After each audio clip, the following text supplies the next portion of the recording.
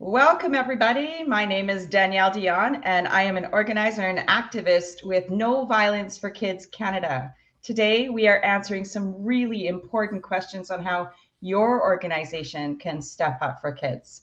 We're going to be looking at the joint statement on physical punishment for children and youth, and we have a very, very special guest here to introduce us all to the joint statement and to answer all the questions that you might have.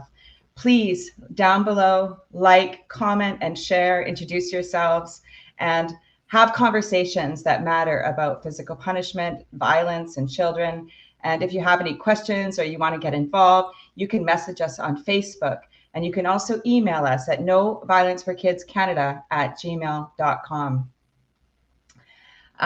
Here we go. So before we get started, it's important that I acknowledge the land that I am coming from here. I am in my home on treaty territory of the Tawasan Nation, who have lived here forever before me. I work towards understanding their truth and also have great respect for their message of peace and nonviolence. I recognize my accountability to understand the calls to action and also to work towards reconciliation. And in doing so, that's what No Violence for Kids Canada is doing, hoping for a repeal of Section 43, which is also Call to Action 6 in the Truth and Reconciliation Commission report. So let's get started here. The most important thing here is really talking to our guest. Our guest is Ron Ensom today, and I'm just going to go through and read his incredible bio. Ron, as a Oh my goodness. Here you go, Ron. It is an incredible bio. And as a professional and volunteer, Ron has pursued a lifelong interest in children and families, resolving service barriers for hard to serve families and children, working in child poverty, family violence, and child maltreatment. In pediatric hospitals and community management of child abuse and neglect, research, consultation and training, clinical private practice, advocacy, and provision of professional opinions in contentious child maltreatment cases. Ron has written a book on child sexual abuse and collaborated in developing the joint statement on shaken baby syndrome, and also produced an educational video on abusive head trauma. He's a lifelong learner with lots of involvement with a camp and community-based skill development program that supports disadvantaged children living in poverty. On top of all, Ron, of all of this, there is more. His incredible, important work also involves co-founding and co-authoring the Canadian Joint Statement on Physical Punishment of Children and Youth, which is why we're here today. Among all of this work, he's received a ton of awards as well, obviously, and well-deserved. Some of those awards are the Queen Elizabeth II Diamond Jubilee Medal, the Canadian Institute of Child Health and Health Promotions and Innovation Award of Excellence, and Canada Volunteer Award Certificate of Merit. So, wow, what an incredible bio, Ron. And it's heroes for some people might be rock stars or sports stars, but for me, it's people that take time in their lives or focus on working on keeping kids safe and thriving. So I have a quote that I like to say, and it's, anyone who does anything to help a child in his life is a hero of mine. And that's Mr. Rogers. And so, Ron, I remember him fondly. Yes, you are a hero of mine, and I'm humbled to talk to you today. Welcome. Welcome. Before we get started, I guess my first question, Ron, is I'm wondering what got you into all of this important work? How did you start? And tell me a little bit about your beginning. Well, I guess my involvement began a long time ago, and it grew incrementally. I was raised by parents who were really concerned about others who were disadvantaged. I found my way through the best of luck to a camp with an international reputation for serving children growing up in poverty. The director of that camp was, sadly, he left us much too soon in his life. He was the famous Dr. Dan Offord, one of the two most highly regarded child psychiatrists in the Wow. English-speaking world. And he directed that camp for years and had an amazing impact on me as a teenager working on staff, and a group of friends who I'm still close to this day, who were also there at the camp. And he used to bounce his ideas about children at risk off us. And so it was his work at Christie Lake Camp that in part helped him develop his thinking and his research with regard to children at risk. And for him, a great risk factor was poverty. And from working at Christie Lake Camp, that I'm still involved with these days, I began my professional work at the Children's Aid Society of Ottawa as a child care worker. And then I went to the Children's Hospital of Eastern Ontario, which was just the most amazing learning environment. The staff in pediatric hospitals in Canada are young, they're energetic, they are brilliant, they have unlimited energy, and like almost all of them, when you work with enough cases of diabetes or of leukemia, you begin to get very curious about, and you develop a passion for trying to get behind what causes these things that bring children and worried parents to pediatric hospitals. Right. And so after my work at Christie Lake Camp and my work as coordinator of a local hard to serve children committee, then my work at Children's Aid, and then my work and my beginning of my sort of health career at our children's hospital here in Ottawa. We call it CHEO, CHEO, Children's Hospital of Eastern Ontario. I began to get very curious about what was bringing all these children to our hospital, to our child protection program, where we responded to worries that they were victims of neglect or abuse in one form or another, physical abuse or sexual abuse. And it's often been described by folks who've gone before me as standing at the side of a river with a job to do. And the job you're doing is to pull the bodies out of the river, those that are still alive, to try to heal them. And you get very curious about what's upriver, pushing bodies, adults or children, into the river, bringing them to you. So I got ever more curious about what that was and what folks like me could do to prevent so many children winding up in the river that carries them to us. So that's a very graphic, I think very graphically, that's a very graphic depiction of how I used the opportunity I had at a children's hospital, which is a clinical institution as well as a research institution, to begin to think about physical punishment of children, especially as I became aware of it being an antecedent or something in the backgrounds of many of the children that we were seeing at Children's Hospital. And I assumed many of the children that we had taken into care at the Ottawa Children's Aid Society. So there's a long-winded summary of how I got into how I became so active in the field of physical punishment. Many people still call it corporal punishment of children.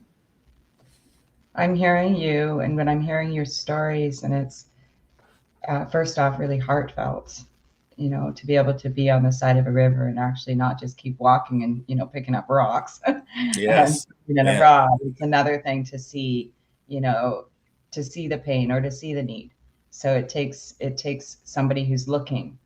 And I think that's why you're such a hero. The other thing I'm hearing too, when you're describing this, it's that looking not right now, like you see a child that's, suffering in some way, and you start wondering, like, what got them here.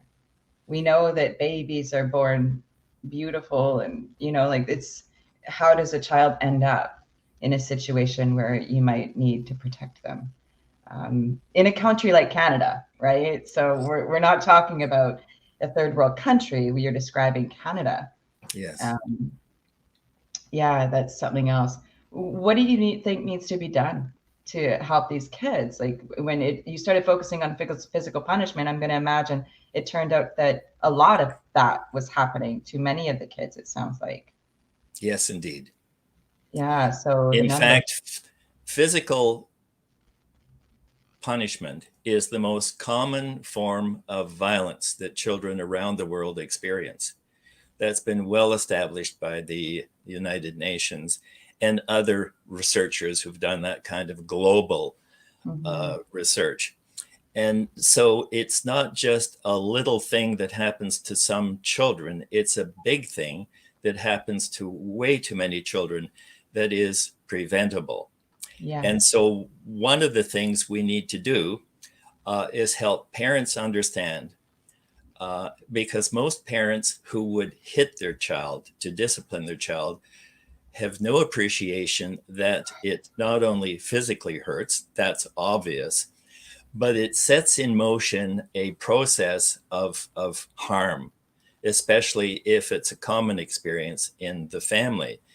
Many of those parents are simply repeating what they experienced as children in their own family home with a mom or a dad, or with parents, or God forbid, in the care of grandparents.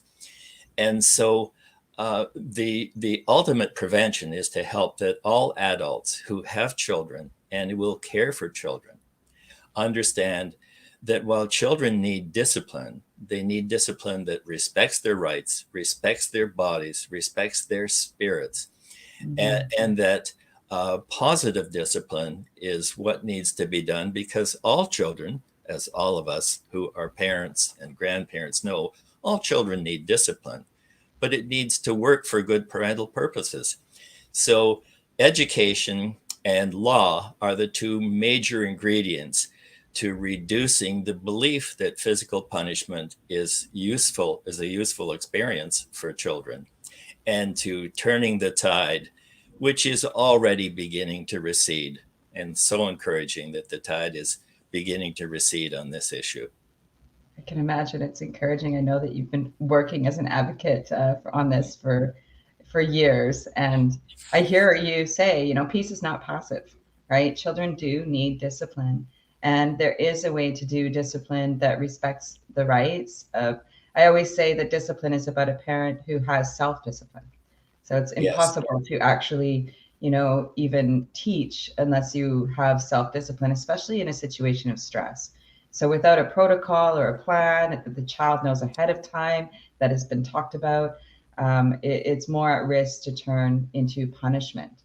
And also, I think it's important to just recognize where you said education is important with parents. For sure, I believe all parents want to do their best. And law, which is really important. So imagine, Ron, what's your thoughts? Here's a question that I know might surprise you, because I know I didn't talk about it earlier, but imagine we repeal Section 43. Imagine it becomes banned, right? How is this actually going to help kids? What is that going to do legislatively, federally? How is this going to help kids? Okay. I'll just touch on something you said a minute ago, Danielle, that I really like. And that is that parents need self-discipline. And learning discipline starts from the outside, with parents disciplining children, hopefully constructively. And then parents need to be able to recognize that, gee, my child is making me mad right now. But that's all about me if I hit her or call him names or grab him by the arm and tow him out of the living room. It's all about what parents understand to be the right and understandably sometimes the wrong thing to do with kids. Yeah. So back to your question to me about the law. In countries that have made real headway on reducing the belief that children need to be hit, to be hurt, to be taught a useful lesson. There have been changes in law which say, like laws say to citizens, you can't rob, you can't speed, you can't do all of these things because they're harmful. Right.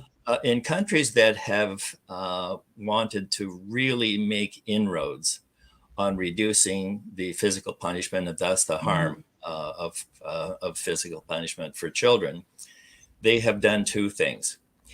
They have developed educational, public education programs, creative programs, enduring programs, sequential programs, and they have changed the law. Right. And we all know, don't we, that the law gives parents and gives all citizens direction on how they can and can't behave. Driving laws give us direction with regard to what we can do, must do, and shouldn't do. And the same thing with violence. Now, there's hardly a civilized country in the world that doesn't have laws about violence toward others, other adults. In 63 countries in the world, as of this date, the laws say that you cannot hit children by way of discipline, and that children deserve the same right to protection from violence, parental violence, or caregiver violence, as adults expect from each other.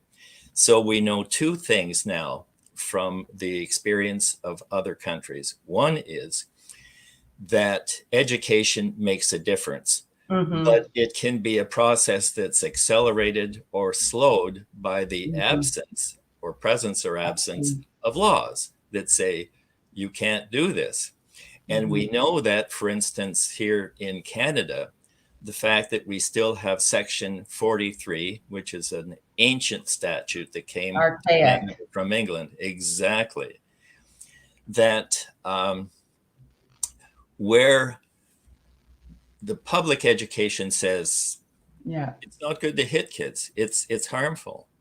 And the law says, as Section 43 says, it's okay to hit children in the name of discipline.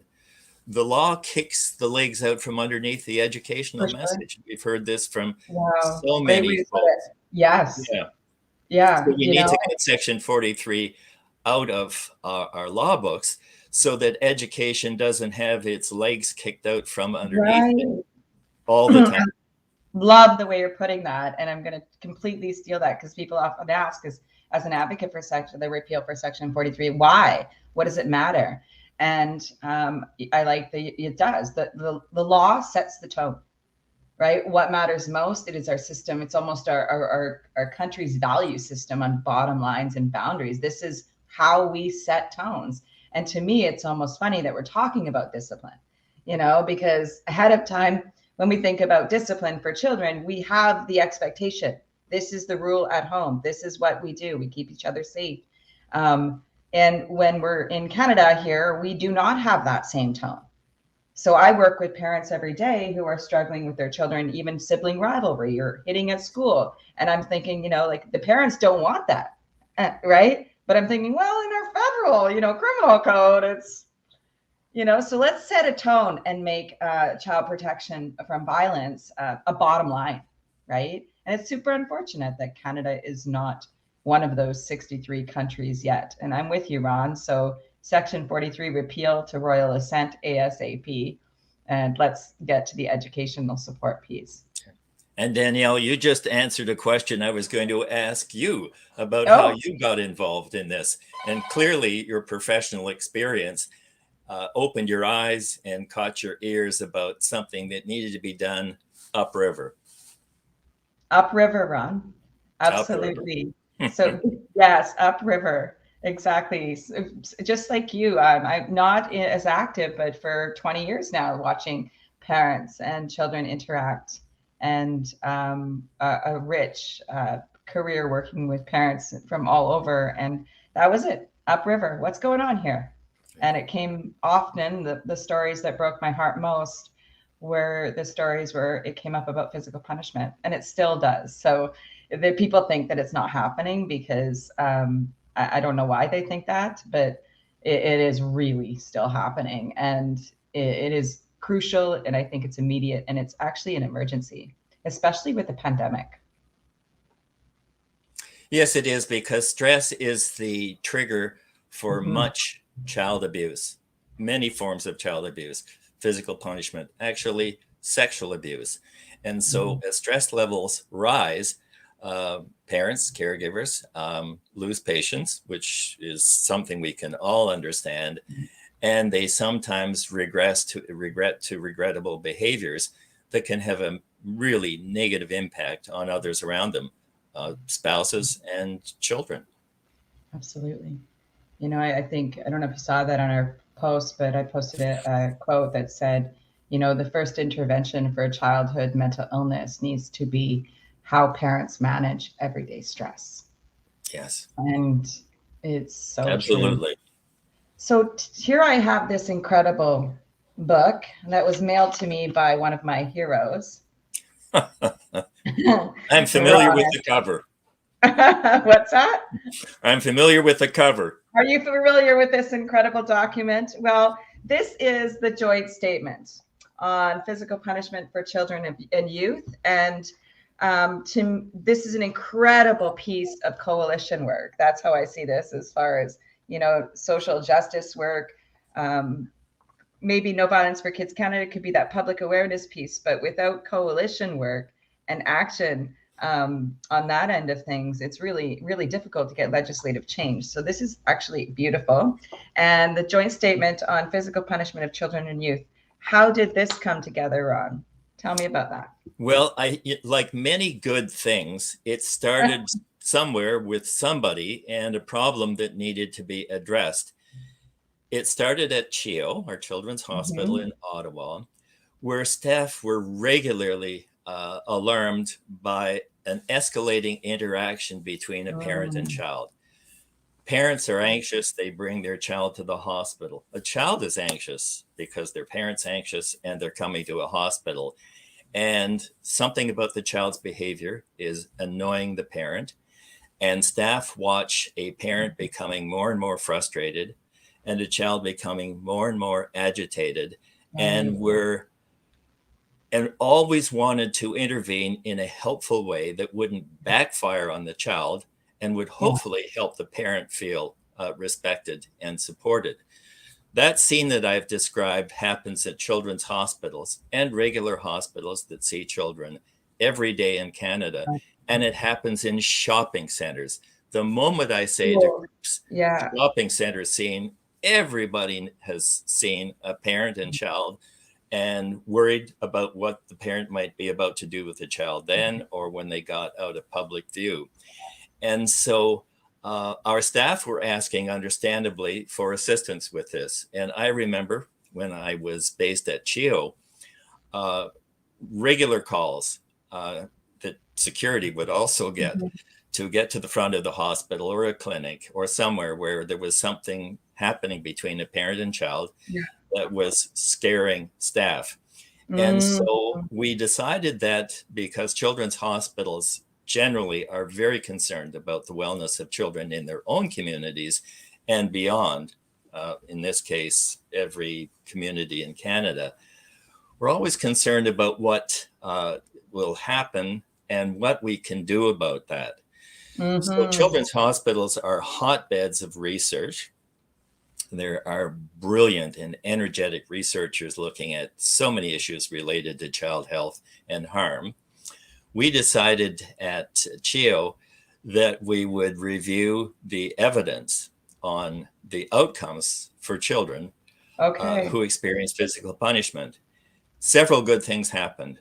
A woman named Denise Albrecht, who was our head of partnerships and advocacy, took this issue on. She was very, very influential at CHEO, reported directly to the Mhm. president, and a trustee of the hospital who was a senior educator wanted to get involved in this issue as well. And so we had the very, very, very good fortune of becoming aware of a woman named Joan Durant, who is a dear colleague of mine and the lead author of the joint statement, who was going to be here in Ottawa for a meeting with Health Canada. We invited her to Mm. sit down with a few of us, and we had a fabulous meeting with her. And she said, Wow. "Oh my goodness, I've been looking forward to a group like you wanting to take this issue on forever." She had been working on it, it felt to her like forever. And Oh, so Joan, who was on top of the best of the peer-reviewed yeah. published research on physical punishment of children, Mhm.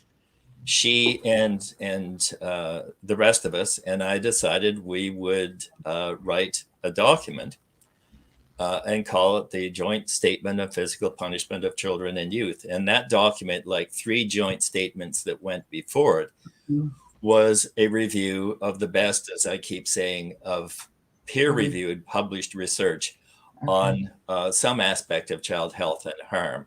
So we Mhm. did that with the assistance of some wonderful, wonderful representatives of local national organizations Right. headquartered here in Ottawa, who all liked the idea of writing a joint statement. And we got to work on it. And over many months, we got it right. We felt that it was an accurate and honest and a good read on Mhm. what we knew about hitting kids to hurt them, in the hope that it's a useful experience, as I always say. And it got published. It was Mhm. published electronically initially, and it just swept through health networks, because the health Oh. networks, particularly pediatric health networks in this country, are all Mhm. connected, and Mhm. they consult with each other, and they share information, and they join Well, together on important initiatives. So it swept through health networks. Many health organizations, pediatric organizations in particular, endorsed it yes. formally. You And is it then we got yeah. thinking, well, wait a minute, there are so many other sectors in this country that touch the Mm. lives of children and parents.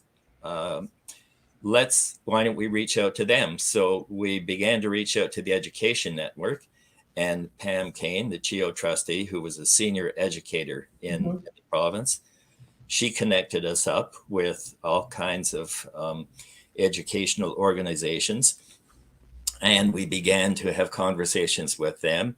We wrote one of our four backgrounders on education, Mhm. and they began to sign on. I think at this point, I'm looking at the list on my wall, there are over 60 boards of education in the country that Wow. have formally endorsed the joint statement. And And that supports their work with their parents and their teachers with regard to uh, positive discipline and respectful it treatment of children.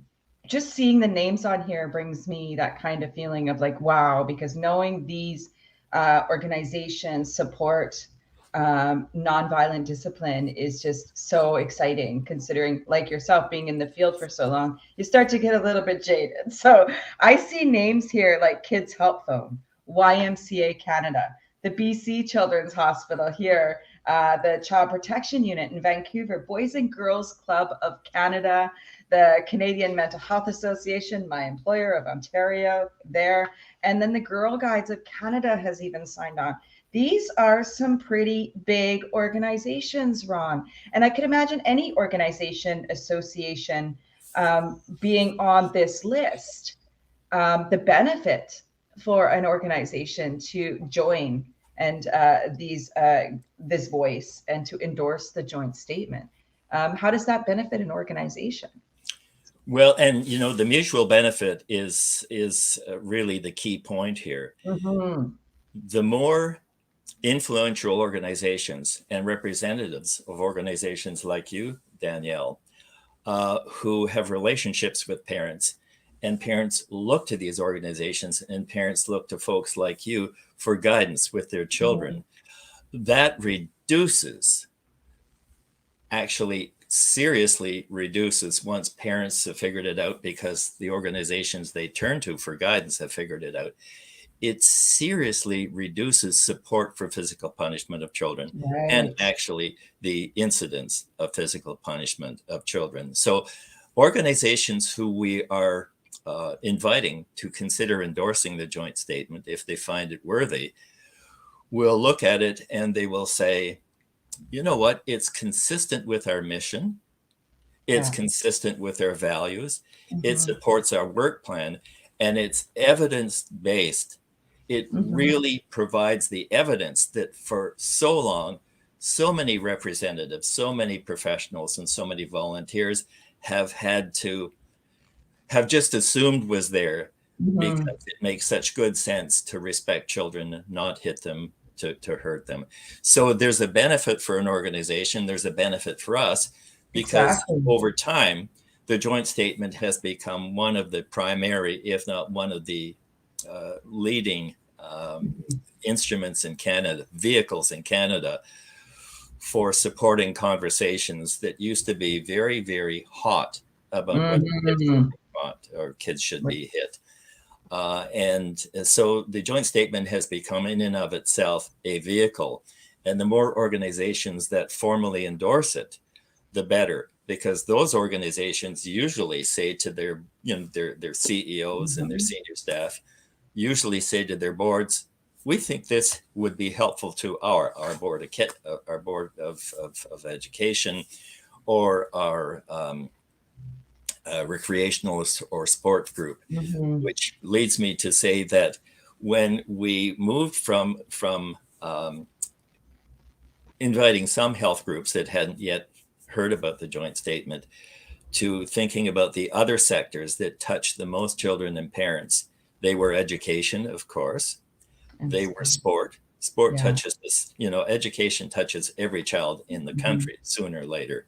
And sport is the second largest experience, Right. provides the second largest experience that children have in organized activities Yeah. and their parents with them. So Yeah. we wrote what we call backgrounders on these Hmm. issues for Hmm. educators, for sport and recreation workers, even for businesses, to say, here's what you should know about the implications for the work you do and your organization does with Hmm. regard to the hitting and hurting of children. And so we wrote those up into one-page backgrounders, Hmm. posted them on the CHEO website, and there they are. And we circulate them frequently. And folks who visit the joint statement page on the CHEO website can Yeah. download them for their own purposes. That's right. And we will be posting again and again a link with this video to write directly to the CHEO website, which gives a great explanation of what the joint statement. There's some handy links looking at, even you can have a peek and look see who has endorsed the joint statement, as well as all of these wonderful backgrounders that Ron is speaking of today. If you're just looking for even just how to increase your conversation and dialogue around physical punishment Yes. of children and youth, I found the backgrounders really handy. The language is really easy to understand, even though there's a lot of jargony research behind this document. This is really for everyone, and I think that it's important that everybody just at least takes that moment and goes over to the CHEO and has a look and has an understanding, because what you'll learn there is zero evidence that proves that violent discipline or physical punishment is effective in any way. And there is mountains of growing evidence that shows that physical discipline is harmful. So it is really important to have this kind of coalition. And I want to just note here the coalition that Ron is speaking to. We're talking about the CHEO, so the Children's Hospital, the Child Welfare League of Canada, Family Service Canada, the Canadian Institute of Child Health, the Canadian Public Health Association, and the Canadian Association for Young Children. So this is no small business of a coalition. This is big time. And having an organization sign endorse is important. I have a question for you, though, Ron. You've got quite a list. You've done a lot of work. 650 plus organizations. I mean, you're flipping through the book and you realize, whoa, this is a lot of advocacy. Who has signed this that surprised you? So who has endorsed it? Sorry, my language. Who has become an endorser that was surprising? That is a good question, and I'm not sure that I can tell you, but I can tell you that all of us in this business in Canada and around the world have been surprised, at least initially, when organizations and even individuals who seemed on side from the standpoint of values and Mm-hmm. respecting Yeah. children wouldn't sign. Right. And we figured it out, I think, collectively around the world and in Canada, we have figured it out that when somebody heads an organization that serves children, presumably wants to serve them well, declines, it's usually, not always, but it's usually because of their loyalty to their own parents. They were probably struck, Oh, they right. probably experienced physical Yeah. punishment at the hands of their own parents.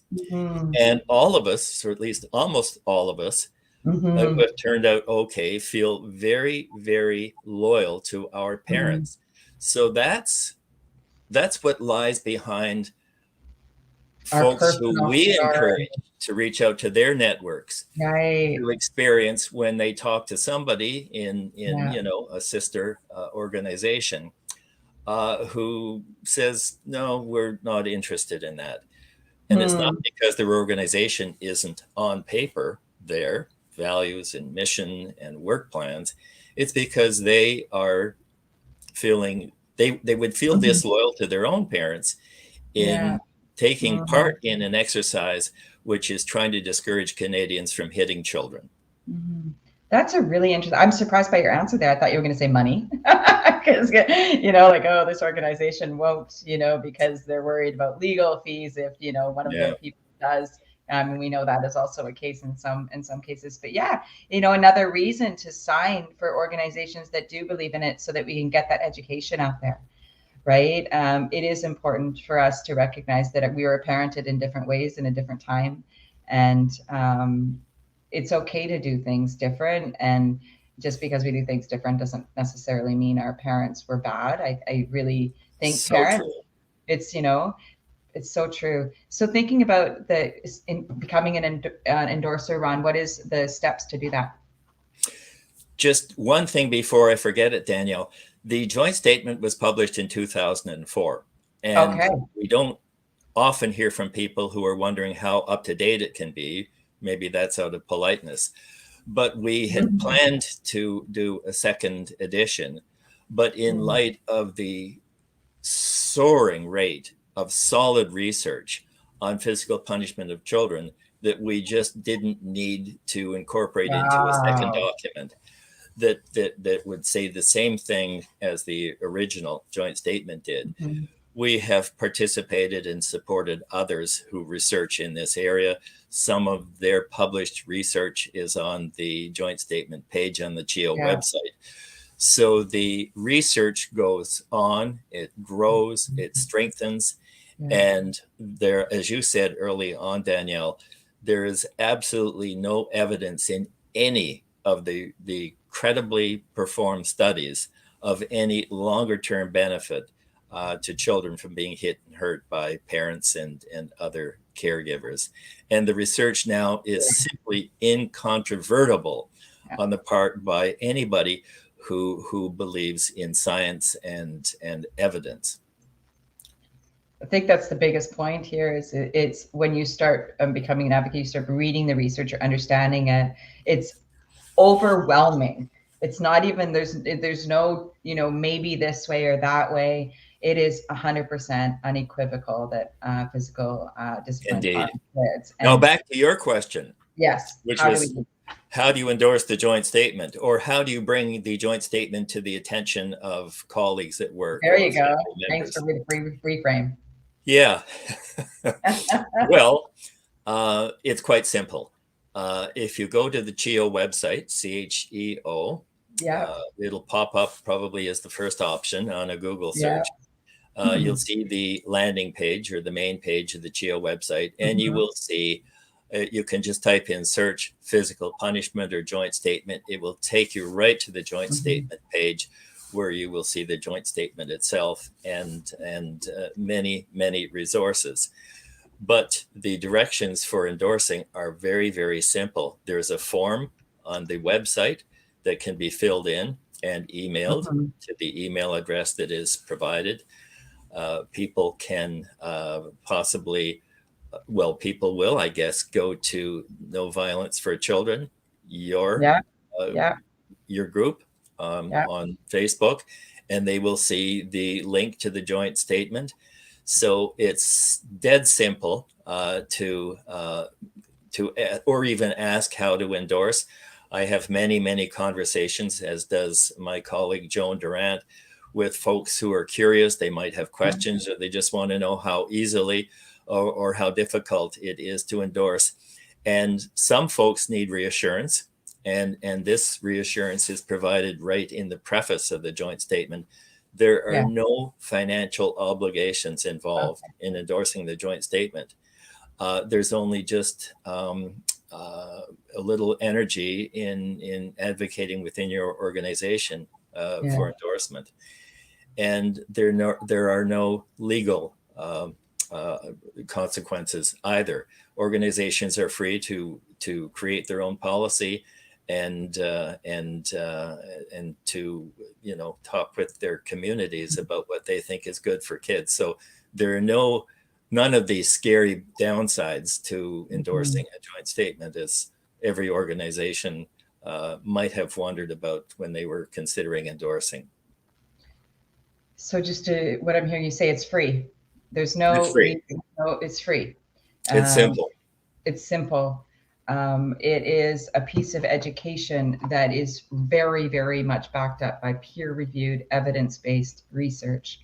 It's already been endorsed by over 650 incredibly known and well-respected organizations that care for kids across Canada.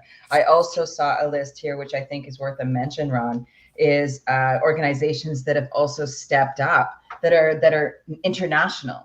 So I saw places like New Zealand. I saw it just almost all over the world. This document is being passed around and read, and people are learning about physical punishment through the incredible work of Ron Ensom and Joan Durant and all of the fantastic people at the CHEO. So it's free. It's education. It's scientific. It's proof, and it actually Well by said. and honestly getting on board is a way that organizations can make it known that they want to help kids. People need to know that physical punishment is happening every day and that children are at risk of physical punishment when families are under stress. And now is now. And without public awareness and public pressure, it's really difficult to get legislative change. So it's important that everybody starts these conversations and just going to the CHEO website, opening up the physical punishment, having a conversation with people around you, joining us on No Violence for Kids Canada, Googling what physical punishment, find research, whatever you can do. It's time to start conversations and really rouse the masses. It's time for rally time on this one, I think. Yes, Um, indeed. yeah. Ron, do you have any final thoughts that you'd like to share with everyone today? Well, I guess enhanced by the pandemic, which has everyone feeling stretched and stressed. And it's so easy to be distracted by things like threats Mm, to physical health because of the virus, and because of all of the other stresses that are generated actually in regular life, but certainly at the time of the pandemic. It's really important for parents to think about what will make a difference for my mm, child and the children in this community and in this organization. What will make a difference to them? And so sometimes you have to reach down a little bit further and work a little bit harder to get involved in some way. And it's so easy to get involved in this issue mhm, in so many ways, to work at prevention. mhm, We really don't need for many more children, any more children in Canada, to have the experience of being hit and hurt by parents who, for the most part, feel well intended, only to have the beginning of a personal virus implanted in them that Mhm. violence solves problems, and that Mhm. it's instructive, and that it teaches respect, and that it's good for the parent child relationship. We just don't need that to happen anymore.